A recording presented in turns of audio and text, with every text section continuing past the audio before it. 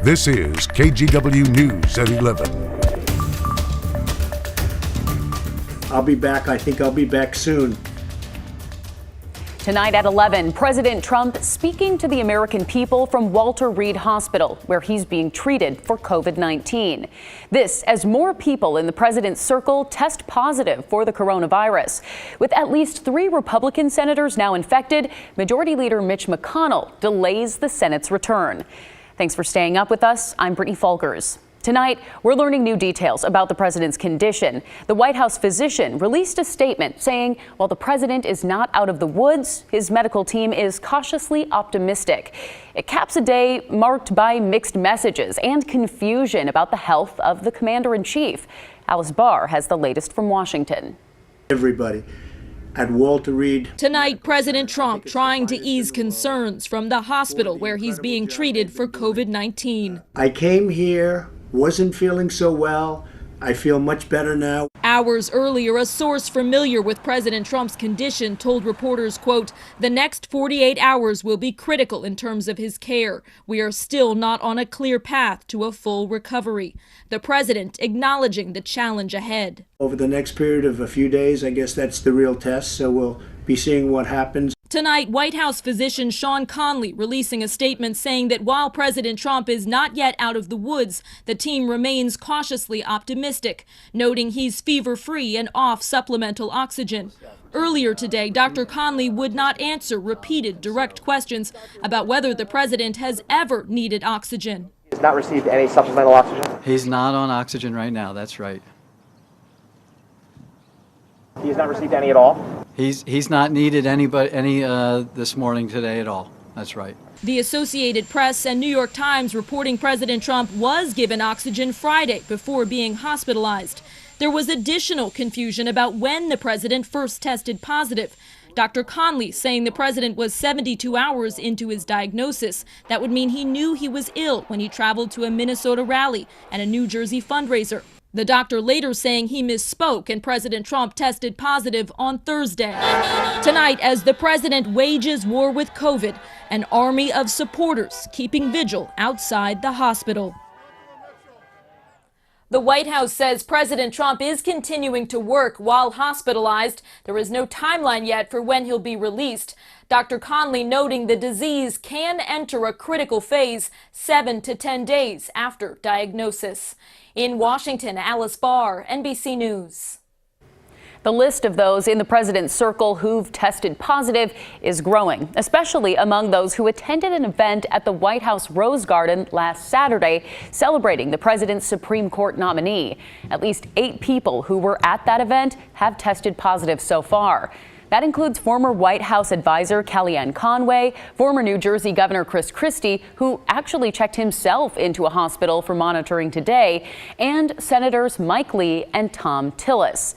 Those positive results are part of the reason Senate Republicans have moved to cancel legislative work until October 19th. Senate Majority Leader Mitch McConnell says the Judiciary Committee, which Lee and Tillis are a part of, will still move forward with confirmation hearings for Supreme Court nominee Judge Amy Coney Barrett. That will start October 12th. McConnell says those hearings could be done virtually. Senate Minority Leader Chuck Schumer said in a statement today, if it's too dangerous for the Senate to work, it's too dangerous for Barrett's hearings. Meanwhile, Joe Biden and his wife Jill have both tested negative for the virus after attending Tuesday's debate. But doctors warn they may not be in the clear just yet. Doctors say it can be anywhere from 2 to 14 days after exposure when a person can become symptomatic and see a positive result. Biden was not tested today, but he says he plans to take another test tomorrow morning. As for the coronavirus situation here locally, Oregon reported 8 more deaths today, and that brings the statewide death toll to 571. The Oregon Department of Corrections also announced another death at the Snake River Correctional Institution. They say an inmate between 75 and 85 years old died at a local hospital after testing positive for the virus.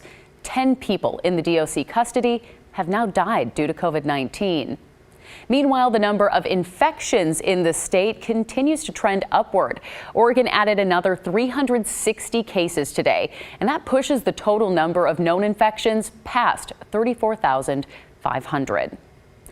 2 more counties are also now on Governor Brown's watch list. They are Benton and Clatsop counties, where cases have been rising recently.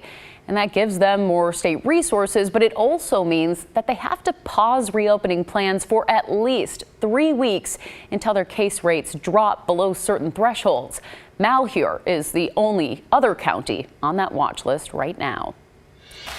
Flu season is, of course, approaching, and experts say that those flu shots are more important than ever this year because of the pandemic. Today, Kaiser Permanente Northwest hosted its first of many walk and drive-through clinics this fall. Christelle Kumwe takes us there. Many lined up Saturday morning in the parking lot of the Kaiser Permanente building in Northeast Portland. We're just here to get our shots, and we just knew it was important to get our vaccine, and so yeah, we're here and everybody's waiting in line. The Barish family and many others stopped by the walk-up flu shot clinic hosted by Kaiser Permanente. This season, it's more important than ever that everyone receive their flu vaccine, as we anticipate that we'll have both COVID-19 and influenza circulating this season. Dr. Scharf says it is possible to get both the flu and COVID-19 at the same time, so it's important to protect against both and reduce the strain on healthcare resources. This year, Kaiser Permanente redesigned the flu shot clinics with walk-up and drive-through options to allow for appropriate physical distancing so everyone can stay safe while getting their flu shots. A much welcomed change. I like it. I like how we're all spaced out as we lined up and we're going through a tent to get our shot, and it feels better, like to have the air and not being closed in. KP members get free flu shots at the clinics this fall. They estimate thousands of members showed up on day one. Being outside is always feels safer. This is our chance to get the bigger kids their shots without going into the doctor. Kaiser Permanente will continue to offer the drive-through and walk-through flu clinics through the end of the month. We have a link on kgw.com to find a flu clinic near you. In Northeast Portland, Christelle Kumwe, KGW News. Now to the latest on Portland's protests. Tonight, a calm scene. A group of about 70 gathered at the Southwest waterfront. They held a candlelight vigil for ICE detainees. The crowd heard from a number of speakers. And so far, it's been a stark difference from last night when a group marched from Laurelhurst Park in Southeast Portland to the Penumbra Kelly building on East Burnside. 4 people were arrested, including a woman who police say jumped on the front of an officer's motorcycle and was, quote, pushed aside. Tonight, we're seeing video shot by someone who saw it unfold. Take a look.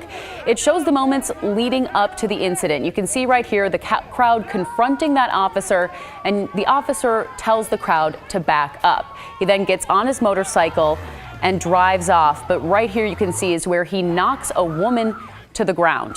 Police say that that woman was taken to a hospital and was later booked into the Multnomah County Detention Center on riot and other charges.